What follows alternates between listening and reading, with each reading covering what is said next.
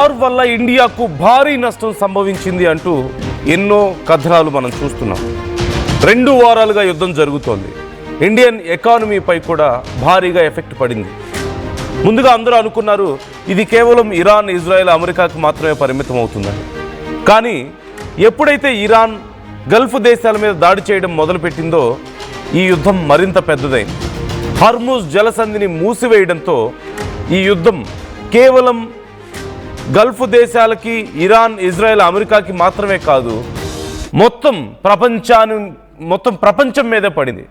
80% gas, 60% crude oil ఇండియాకి ఈ Gulf ప్రాంతాల నుంచి ఓవరాల్గా వస్తున్నటువంటి పరిస్థితి.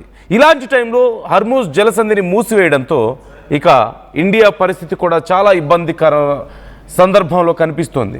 ఇండియాలో ఎల్పిజి కొరత ఏర్పడొచ్చనే భయం మరోవైపు భారీగా పెరిగింది.